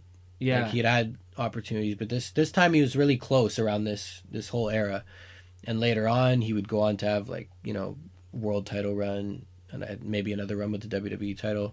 Yeah. This music, I remember this is main event Jeff Hardy to me, like music. That's what it sticks out, and that's what you remember. Cool. I kind of feel the same way. I'd never heard it before. I thought his music was good. I thought his paint was a little off compared to the promo earlier in the night. It was a bit different. Yes. Not some of his best paint work that we've seen Jeff Hardy have in his career. Again, before we go right in, I know I mentioned that a lot, but there's a lot of points that are good talking points. Do you guys like this belt? This spinner. Yeah, I mean, I know it wasn't necessarily, and we talked a lot about it during the pay-per-view. I think the only time that the belt actually spun was in Cena's very first run from late 05 to the time he lost it for the first time. I feel like anytime he had the belt after that, it didn't spin. But I personally don't think that this belt should have been around as long as it was. It was around from late 05 all the way till 20. They just wanted to bring in something new, I think, because that was new generation at that time. Yeah. So it's like, okay, And let's try to do something different. And it did. It definitely did, I think, for sure. Until you said that, I think when someone else somebody else had the belt, it just didn't fit at all. I just didn't like the belt. It just at all. Very, very toy-y. Like very like I could have made that. You know what I mean? If we had just the regular belt, if you had the right toy, like the right something, tools, you could have for sure. I guess you know what I mean. Blinged out. But no, yeah, I know what you mean. Man. It was just very, very, very interesting. I wish Cena still would come out to the Word Life song though, or whatever that song is. We were singing it earlier. That all changed. Sorry, that was completely off topic, but like I just didn't get that out there. That's awesome. Hey, anything you can say. But yeah, I think it only fit him. That's it. No spin-a-rooney with anybody else. Yeah. No. So in a match with Edge, Triple H, and Jeff Hardy, I don't think this belt. And I know we talked about it earlier with the World Heavyweight Championship too. I mean, I'm pretty sure that's what we were talking about as well. Yeah, well, I'm happy he didn't change that one. For sure. I think he would have got he would have ate a lot of flack for that, especially just knowing the lineage and the history of that belt. Absolutely. It was weird that they kept it as long as they did, and I think in the future we'll look back and continue to say why, but it is what it is. Yeah, it's something like it's funny you bring it up because I know there was a period of maybe that you didn't see live, but during that 2012, 11, that whole era from I want to say from 2011 onwards, it was hugely talked about on like the internet community. People hated that belt. Really? No, but yeah, especially during. I hate to always bring up my guy here, but Punk during that CM Punk title reign, it was heavily talked about. Why does this guy have this belt? Fuck? Like I remember even when The Miz had it, it doesn't look. It looks fit. Weird on it. It doesn't fit. Triple H having it. But you know what? Honestly, with all that being said, I don't think it looked too bad on Jeff Hardy for some reason. I don't know why that is. Yeah, I don't know why that is. Well, hey, it goes back kind of fits him a bit. Eh? It goes back to what I was saying. In a weird way, honestly. In a weird way, dude. Yeah, it goes back to certain titles, like with the Cena one. Certain ones look good on certain guys, and I don't know. One I can think of, this is so off topic, but the Intercontinental Circle belt, to me, on Shelton Benjamin, like those two go hand in hand. Yeah, There's certain people with certain belts that just work. Yeah. Did you guys like this match? It was a weird one, I thought, when you look at it on paper, it was kind of Jeff Hardy, Triple H, and I happen to love this match. This match was fucking sick. Yeah, the execution was definitely there. It was unbelievable. Like, it just, not even just like outside what happened outside of the ring, but the inside of the ring, performance-wise, it was great. Like I said, all three were being used. You know what I mean? No one was just kind of sitting around or they wanted to do this whole one-on-one little feud for a bit. It was right to the point, you know what I mean? The only thing I have a little problem with was like the whole Kozlov situation. He ran down to the ring and then we'll get into that more for sure. But I thought it was okay, like on paper. You know what I mean? It was one of those, like I mentioned. I meant to ask you, did you feel that your opinion changed, like when you saw this on hyped, paper first? Yeah, like if I were to tell you Edge, Triple H, Jeff Hardy, WWE Championship, was your expectations surpassed? 150%. Because I think mine were too. Yeah, because I just think it was just going to be a regular match. I think there's going to be a little outside like interference, and I just thought Jeff was going to probably do something crazy onto a table, which ended up happening, but it was him that got the worst of it. Yeah. But because no discredit to the guys in the match, it's an odd trio. It is. It definitely is. And when you look at it, it's just like, whatever. This is going to be like another match, like type of thing. Triple H is going to win. My eyes, I thought Triple H was going to win. Yeah, and see, that goes to my point that I want to bring up here. Yeah. I think on paper it looks a little strange because you got Triple H and Edge and Jeff Hardy. I think if it was let's say, Christian, Edge, and Jeff Hardy, you kind of get it a little more. Yeah. Like, you know what I mean? Or even Triple H, it's just physically. And knowing where Edge and Jeff came from, the tag team scene, right? But they were so separated at this point. Like, Edge had title runs. Edge was so, I think, frankly, in my opinion, so much higher than Jeff. At this time, I know we'll go into the end of the match, but yes and no. Like Jeff Hardy, like I said earlier, is like he was kind of getting into the main event scene at this time. They were starting to So find a singles run for him. Yeah. I see what you mean. He was kind of having a little feud with Triple H previously. Like, I don't know if you remember in the promo, but Triple H brought this up. And it was kind of playing to the underdog babyface role of Jeff Hardy. Triple H said, Jeff, I didn't attack you at the hotel. You're not even on my radar. Like, kind of saying, like, who are you? You're Jeff Hardy. Who are you? Yeah, Tag exactly. team Jeff Hardy. Like, no gyps to Jeff, screwed. but... Oh, no gyps at all. He's never been my favorite guy. I gotta be honest, and seeing him in the main event was a shocker for me, and I don't want to stir the pot on the Pro Wrestling LookBack, but... You might. You might, I think I'm gonna with you guys. Getting kind of angry over here right now. I don't know. I have it written down. Talk about it. We don't have a limit of time, so...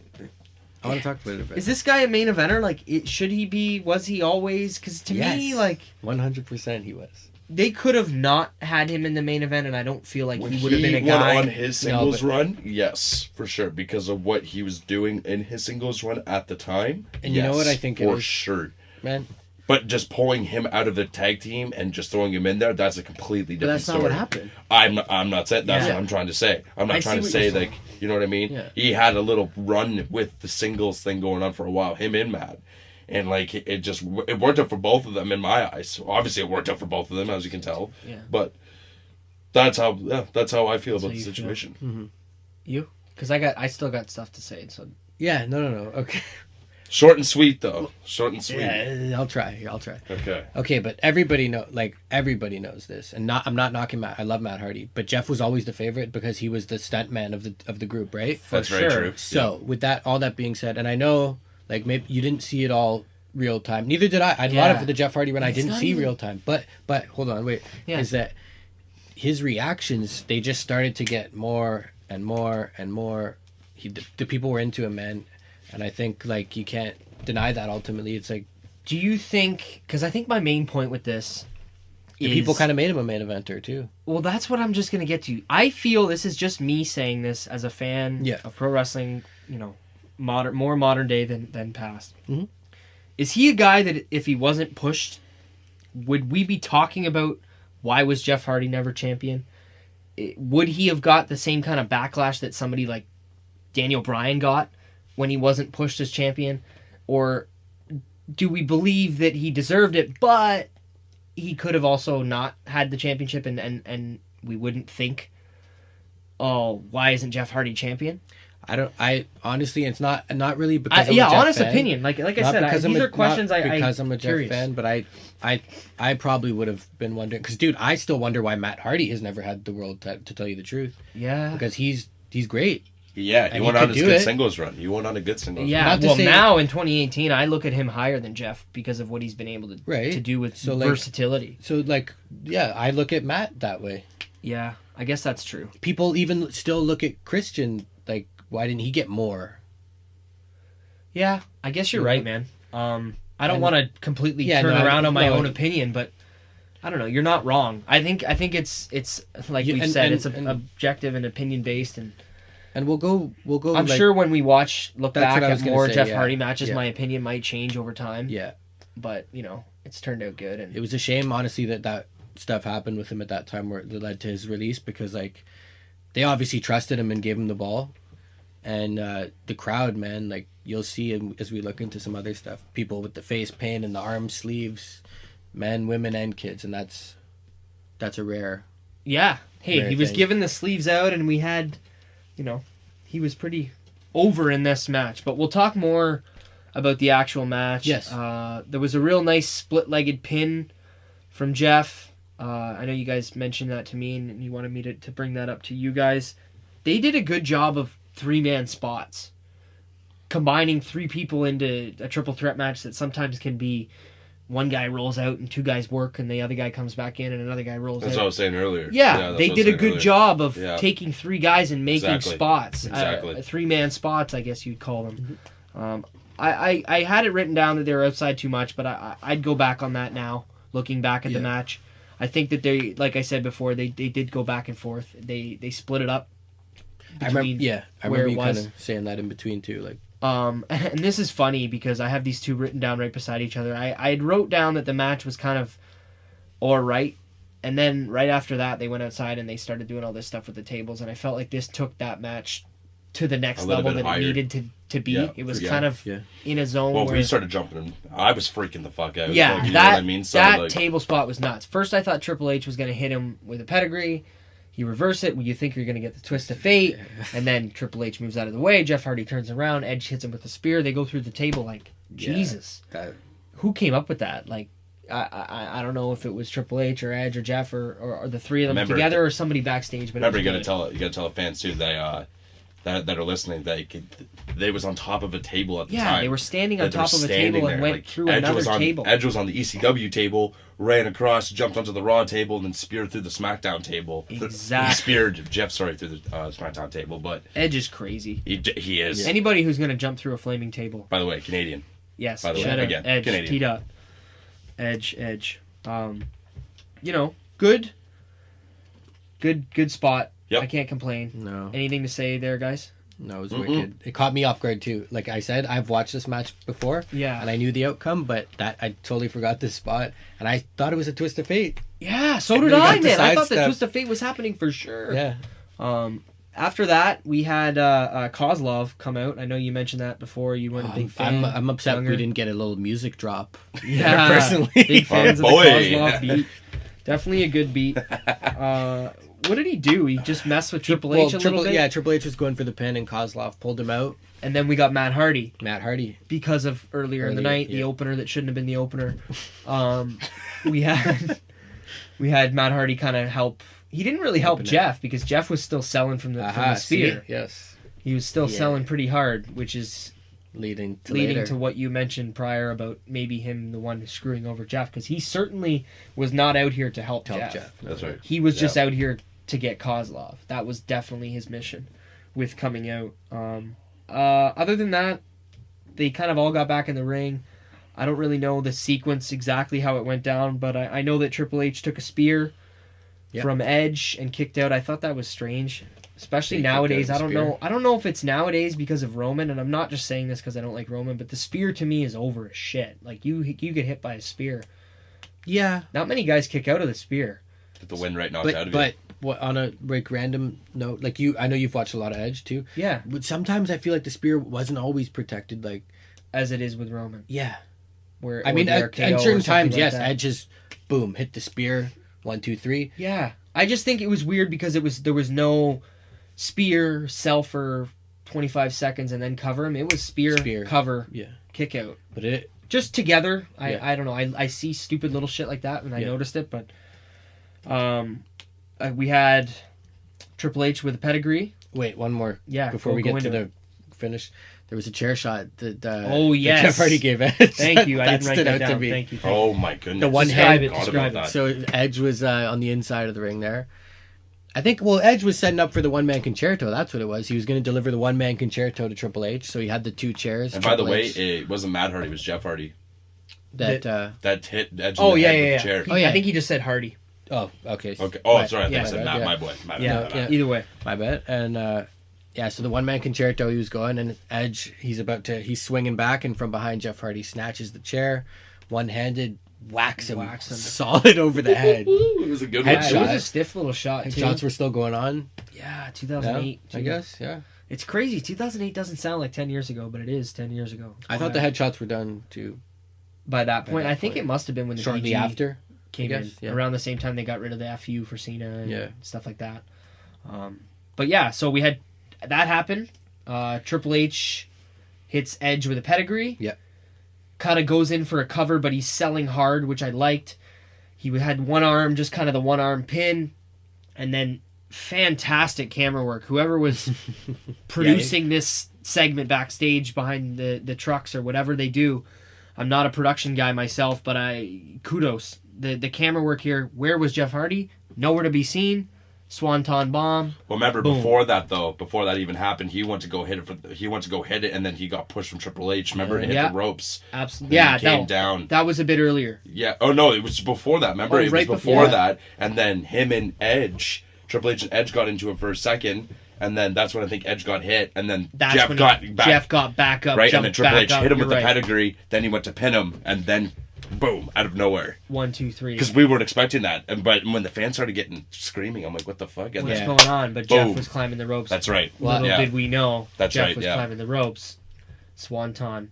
Well, he was already sitting on Great top of the finish. ropes. He was I know already I said sitting it. there. He was Yeah. already sitting on top of it because he got hit in the nards. And Triple H kind of rolled out, selling a little bit from the Swanton, right. which was a little weird, but it was fine. It worked. Yeah. Good finish. Well, I think because he was selling the arm, maybe. Yeah, and he Jeff kind of got kinda hit. He the left his arm Yeah. on That's right. on edge, so his arm did take the Swanton a little bit as well. Good finish, though. Good Great finish. I know. Good Like I said, finish. I'm not even a huge fan, and I thought this worked.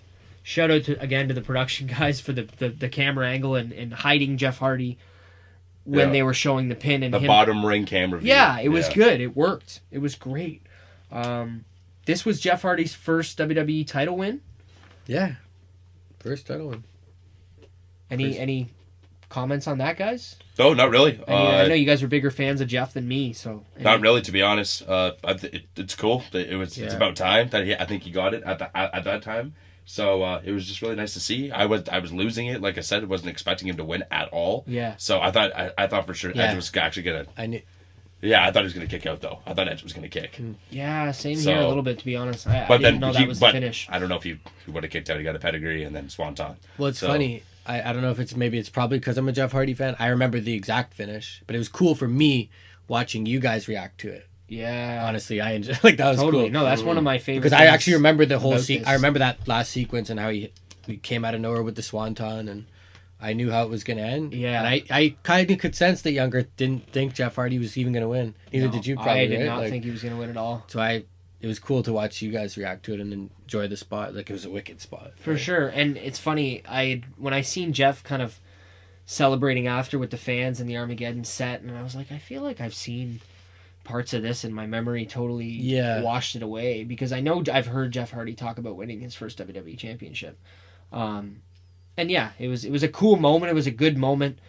You know, Jeff celebrating with the fans and taking off, like we said, his armbands and giving them to the fans. Yeah, and another little note, like, I loved how there was not a lot of, like, commentary. They just let his music play and let him enjoy his moment and soak it in with the fans. That Appreciation was wicked. from the fans. That was wicked. Did you enjoy that, Younger? I enjoyed that a lot. There was no commentary. It went on for a little. It went on for a like little good 5-6 minutes. Yeah. And then they cut to his scene when he did hit the Swanton, and then they showed after the camera and he was standing on top of the stage pretty much. You remember that? It was the very end of the set. Yeah, on top of the set there at the very end. I thought that was really nice. Yeah. That was a good way to end the show. Totally. Really Yeah, good. nice feel-good moment. Yeah, great way to end the show. Great match to end the show. Feel good, like you said. Yeah. Good match overall. Good pay-per-view, I think. Not the best pay-per-view. Had some weird segments in there. Yeah. Any quick thoughts before I get your big points from you guys? Yeah, so, like, one thing, I brought it up a few times throughout the show, but there was a lot of stuff I could have done without, honestly, and I wanted to ask you guys, like, I want an overall rating from what you guys thought of the show. But to me, like, there was really, maybe, I want to say three matches I really enjoyed. Yeah. Right? Out of 7, I think we had. Yeah. Yeah, I agree with that. I I think feel we're kind of on the similar. same page. You guys are not big about the whole opening match. I loved the opening match. Really? That was one of my. I enjoyed it. It was Okay, cool. that's I just fine, really then. enjoyed it. It's I'd just rather something have different. us have different opinions. Yeah. I enjoyed that. I think they just worked really hard. So that's why I like that. Kozlov and Matt, they worked really hard, and sure. I really like that. And the other match there with the triple threat, the main event. The main It was event, beautiful. yeah. It was definitely a good job. one. Yeah, it was a good job. The only other points kind of I wanted to get into, not even major points, just stuff I talk about before I get your standout moments. Like I mentioned, we had Matt Stryker, Todd Grisham on the ECW commentary, JR and Taz on SmackDown, which for me, like, that's dope as fuck. Like, Yeah. that's a commentary team that I want to listen to. I love Taz and I love JR, and that's good. I just would have felt bad if I didn't bring that up. Yeah. And Raw was obviously the King and Michael Cole. 2 classics as well. Good team. I had to bring up JR and Taz. That to me is something cool. But yeah, I'll get your standout moment. Something we do on Pro Wrestling Look Back every show is we'll kind of have a moment that stands out to us for the pay-per-view for when we look back at it from the future from now. Something that will stand out a year from now, 2 years from now, 6 months from now, whenever it may be. what's kind of a one standout moment? I'll start with Younger. The one standout for me will always be the ending when Jeff Hardy hits the Swanton, and I was not expecting it. I was literally not expecting it. Yeah. I remembered he was up there, but I was still like, I thought he was just dummied. Yeah. You know what I mean? After when that happens, like, okay, he's done, and I was not expecting that. That was really cool. I will definitely remember that now, 150%. For sure. What about you, D? For me, I always like to throw a little. I've done it before on the show, and I'm going to do it again. I like the Kozlov music, dude. That was a thing for me. The standout moment of the show. Yeah, I loved it. It started the show, and I was laughing, and I liked the beat. I thought it was cool. It started our show. Yeah. Yeah, exactly. It started yeah. our No, show. so it was a little funny side. No, but in all seriousness, I really, really, really enjoyed the Batista Randy Orton, everything about it, the promo, the match. Yeah, like I said before, I'm the surprised feeling I've never heard this. that I got from that match, like I was sitting on the edge of my seat. This is why you're a pro wrestling fan. Yeah. So like that That feeling alone that I got, says a lot, the feeling man. I got from that Exactly. match Yeah. was my moment of the night. Yeah. That's good. Well, I was on the edge of the seat when they did the Swanton. You know what Yeah. I mean? Like this is why we talk about this shit. You know what sure. I mean? Like this is what I'm saying. For this sure. is amazing. I totally agree. It's amazing. Similar. I like that we all kind of had different stuff, and they Love were all it. major moments. Mine was John Cena and Y2J. I know I talked about it a lot already. I thought that the two of them. I don't know if it's because I didn't see a lot of John Cena and Jericho Yeah. wrestling each other in my time watching wrestling, but I thought it was cool. I liked, obviously, like we said, that they're still using the FU. It's a small little thing. Cena locking in at the end. Yeah. Literally locking it in. Yeah, Jericho with the walls. It just, as a whole, it fit. And like I said, if I only had to watch one and I wanted to get a little wrestling story, this would be the one. Jericho, badass, heel, mean, Yeah. you know, Yeah. bitch of a guy. I don't know what else word to use, but just being, Yeah. you know, just Yeah. a douche here and playing the heel role that he's known to do, and it was good. I think this pay-per-view was a good one. I'm happy we look back at it. Yeah. It was an odd one. I know some people might say, you know, why Armageddon 2008, but it definitely will stick out and remember along with any other show we look back at. I think this was a good one. Thanks for doing it with me, guys, and we'll do more Twitter shout outs here. I wanted to just shout out our own one again, unless you guys had anything else to say about the show. Yeah, no, just one little thing. Like when you say like, it was a good show. I mean, there was things that I forgot. Like, you know, Jeff Hardy's very first WWE title win is huge. Yeah, and we didn't know that when we clicked it, at least. And we also- did after going yeah. and watching a bit of it, but And the fact that, I mean, they mentioned Batista and Orton first time going at it too. Like, there's just some big stuff happened on this first show. guys yeah. we don't see fighting a lot. Yeah. Might be one of the other standout moments from the show is Yeah. seeing matches we don't see very often. This is a good one to pick. This is a good one. I like For this sure. one. Yeah, it definitely good one. suited our crew here at Pro Wrestling LookBack. But yeah, so check us out. Twitter, at PW LookBack. Instagram, at PW LookBack. SoundCloud, Pro Wrestling LookBack. YouTube, Pro Wrestling LookBack. My Twitter is at Salsa, SCELSA. And Donovan, my personal Twitter is at New School Money, and that is NEWSKOOLMONEY. I like to spell everything for everybody because it's just what I do. Right on, man. And then mine's at ZJVY93. And, you know, at school I spelt it weird when I made my Twitter account because I wanted to be cool. So He's self-conscious Yeah. about it. You guys didn't know. just had to throw that out. But yeah, definitely check us out.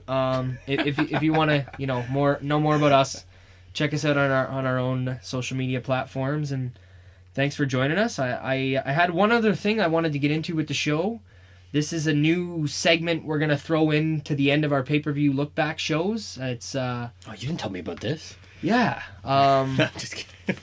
We're gonna do a little segment I like to call "Time to Play the Game." Nice. It's a show segment that I kind of thought about on my own, just listening to a lot of other podcasts that do trivia games at the end of them, and this was something I just thought we could bring here, and it just adds a little bit of spice and fun to the show.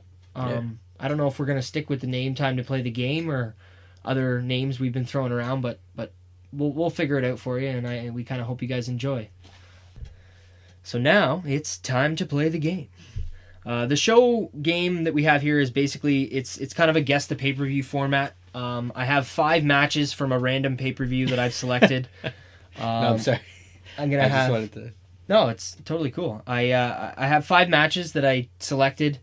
I'm gonna have you guys ask a question after each match, kind of a yes or no question, and try and figure out together between the two of you if you can figure out what pay-per-view this is.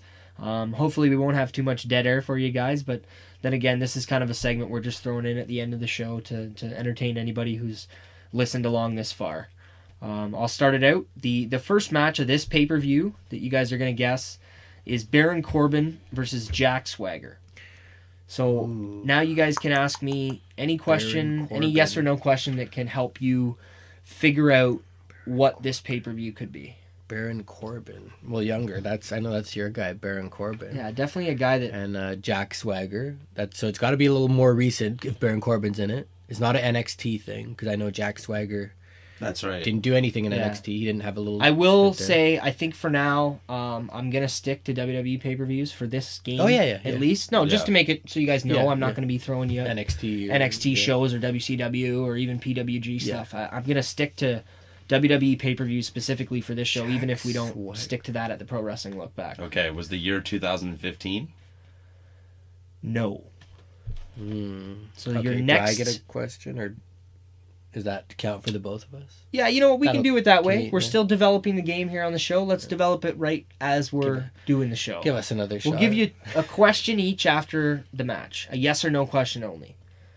So, all we know so far is Baron Corbin versus Jack Swagger, and it did not take place in 2015. What is your yes or no question? Well, I would like to know if this pay-per-view is this after WrestleMania, or... I believe this is before WrestleMania, and the way we're classifying before and after WrestleMania on this game show is whether this pay-per-view took place after SummerSlam. So if this pay-per-view took place after SummerSlam, then that would classify it as being before WrestleMania. Yep. If it took place before SummerSlam, that would be after WrestleMania. Yep. So this pay-per-view took place after SummerSlam, making it before WrestleMania. Okay. The next match I'm going to give you is Nikki Bella versus Carmella. Oh. Again, a yes or no question. I think I know this pay-per-view. Did we get the answer for the first one? Well, you're just asking questions. The first. Now? Oh, okay. Right now, yeah. You can try and figure it out. I mean, you can give guesses. I kind of want to give out all the matches so we can make it to the end, and I'll tell you if you got it right. But Okay. Let's make it out so you have 3 guesses. Yeah. And if you haven't guessed the pay-per-view on the third one, then you lose. But we're still going to go through. I'm not going to tell you what the pay-per-view is until we get through the matches. Young, you got anything, or you want me to take any yes or no questions you guys want to start off with? Yeah, you go first. Is this a SmackDown only pay-per-view? Because I feel like it is. Yes. Yeah, okay. It is. What was the question again? That was the question. That was my question. Oh, okay. Do you have a question? SmackDown only pay-per-view. I'll give you another match because I don't know if you have another question ready there, Younger. Rhino and Heath Slater as champions versus the Usos. I know this pay-per-view. I know I've said that twice. Sorry. No, it's totally cool. I think I got it. Any other questions from you guys? Can I ask one? Yeah, totally. If Younger seems like he's a bit stumped on this one. Sorry, I just want to throw. I was laughing at the beginning because the look on Younger's face. Oh, he was like, "God damn it!" That's what you guys were talking about. I was a little nervous too because we kind of did a little test run before and I shit the bed, guys. Yeah. Hey, that's what this is one about. I got. It's more for fun. This one. Yeah, I'll. If you guys don't have any questions, I can keep going forward with matches. I got one. Am I allowed to ask who was in the main event? Like, if I ask you in a sense of, was it this guy or this guy? Were these guys in the main event? Can I ask that? Yes. Okay. So it can be yes or no. I can't give you a name. I gotta say yes or no. Was Dean Ambrose and AJ Styles in the main event? Yes. All right. Anything from you, Younger? I think Donovan might have figured this one out. Yeah. For the sake of the listeners, we'll go through. The next match was Bray Wyatt versus Randy Orton. Any other questions before I go in? I think Donovan's more or less figured this one out. Yeah, it'd be funny if I didn't, though. Any other questions? No. Unless Young. You're taking it for the team right now. Like, I have no idea what to say. So the main event of this particular pay-per-view was AJ Styles as the WWE Champion versus Dean Ambrose versus John Cena. Oh, wow. Okay. No, see, hold So- on. You know what? Now you may have threw me for a loop, but I think I got it. I'm only going to give you 2 questions because you guys were pretty damn confident and you made me skip ahead here. So now you got 2 questions to figure out. Between the matches that I've given you that are Baron Corbin versus Jack Swagger, Nikki Bella versus Carmella, Rhino and Heath Slater as tag team champions versus the Usos, Bray Wyatt versus Randy Orton, AJ Styles as champion versus Dean Ambrose and John Cena. Yeah. Versus John Cena as well. You know this pay-per-view wasn't in 2015. It took place before WrestleMania. AJ Styles and Dean Ambrose were in the main event, obviously, as I stated and you asked. I need 2 yes or no questions from you guys to help kind of narrow down what this pay-per-view might be. Oh, and also, you know, it was a SmackDown only pay-per-view. Yes. Anything you guys can ask. Anything at all. You know, I don't want to have too much dead air for any listeners that are here. I don't know. I feel like I think I got it. Can I say something? You though, can really totally. quick? I'm not. Yeah. I don't want. You know what? The main event was Bray Wyatt and Randy Orton. They went on last. We watched this pay-per-view together, me and you. It was weird, but I think Dean. I think and Donovan's the boys, onto something here, folks, and I think he's figured out the pay-per-view. Yeah, I think Dean and if we can get Zach's approval, I think Donovan can probably go ahead and guess the pay-per-view. Yeah, I guess. Yeah, get in there. right. I don't even know. Like, is it I don't even know. No Mercy? It is. What and is the year was? I don't want to fuck this up. Well, you know, because I know it's like the right only here. It was 2017. The only clue I'm going to give you is that it wasn't in 2015. Yeah, it was. No, it wasn't. No, it wasn't. It was 2016. It was 2016, wasn't it? 2016. I would have fucking lost. Are you locking in your answer here? Hold on. Okay, let's let the team huddle up here for a second. It's not. Now I'm jumping. So I'm in. saying. Right. I feel like you're right. Yes, think it was it's No 2016. Mercy, Yeah. 2016. Put your mark on it. Ding, ding, ding, ding, ding. The boys figured it out. Okay, God I was going to bless. say 2017. See, Fucking right. Time to play the game. Episode 1 on the Pro Wrestling Look Back went well. I Yes. think you guys figured it out, and I'll definitely keep that going it was forward. fun. Did you guys enjoy it? Fun. I enjoyed it somewhat. Yeah. But I'll try to get some questions in there next For time. sure. Maybe Don't Younger's let got to do a Donovan bit of Young his lose. pay-per-view look back research and stuff. But I don't know For how sure. well I do. I'm kind of happy I'm the one making the questions and not answering them here. But yeah, thanks for joining us at the Pro Wrestling Look Back for another pay-per-view show. Yep. Again, PW Look Back on Twitter and Instagram. Check us out. Thanks a lot, guys. I'm Nick, as always, sitting here with Donovan. You know how to spell it. I just want to tell everyone, stay classy. And your boy Young. Thanks for joining us, guys.